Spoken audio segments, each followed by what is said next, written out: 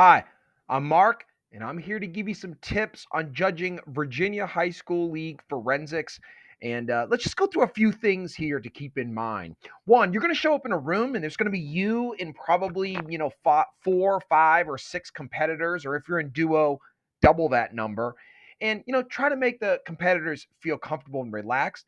If you're judging a Virginia High School League region state semifinal, super region, or states, you're probably going to have two judges in there. So make sure you got both judges before you start. Couple things. Don't allow anyone to leave or enter during a performance. Okay, that would be considered not good at all. In fact, if that happened, you could even ask the competitor if they wanted to start over again if a performer got interrupted during it. Use your judgment there.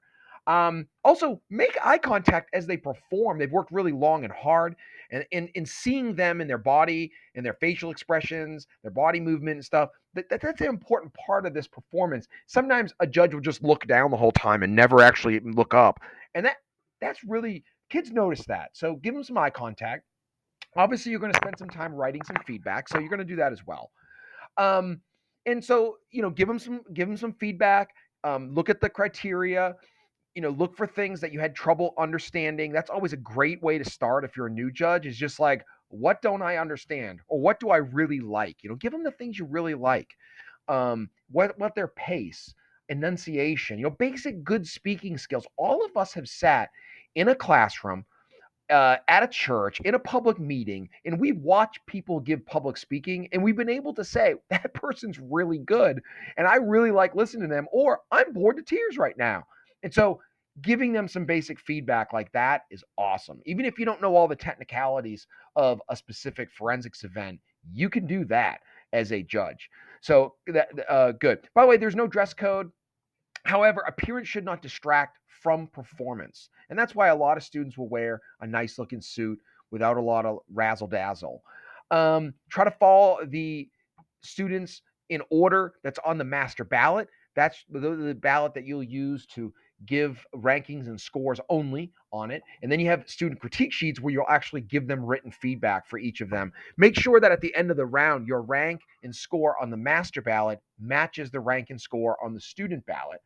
Um, do not discuss performances with students. Do not reveal rank or scores to students. And you should not do that with other judges either.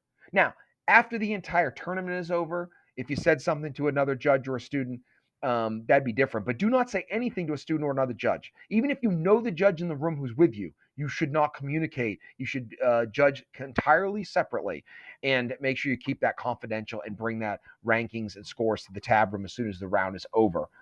Um, I don't think this will happen in many rounds, but just because a bunch of parents are there watching or there to watch for a student, you shouldn't be influenced by any of that. Crowds should not bias us. Um, Attempt to prevent distractions. I would ask students to put away their cell phones before you start. If a major disruption happened, it would be up to your discretion and the student if they want to restart. But no student should restart otherwise. They should perform and get within the time limit, which for some events is 7 minutes, extempore impromptu. Every other event is 10. All have a 30-second grace period. And then remember scoring. At the end, please, please, please remember, a 1 is first place, a 2 is second place, a 3 is third place. Don't rank them on the order that they actually performed. You're ranking them based on their performance and what you think is the best. And then remember, point scores work the opposite direction. So low score and rank is best, but in points, high score is best. Here on this sheet, you'll see it has typically 1 to 3 points separate rankings. If you have really, really close competitors, like you had trouble differentiating first and second, or second and third, or fifth and sixth, then there's only 1 point. But if there's a big separation between second and third, or first and second, then maybe there's 4 or 5 points differentiating. You make that call, use the points as a way to differentiate between the level of performance. Other than that, enjoy the performance. Try to give some feedback, things you love, things you think they could do a little bit better on.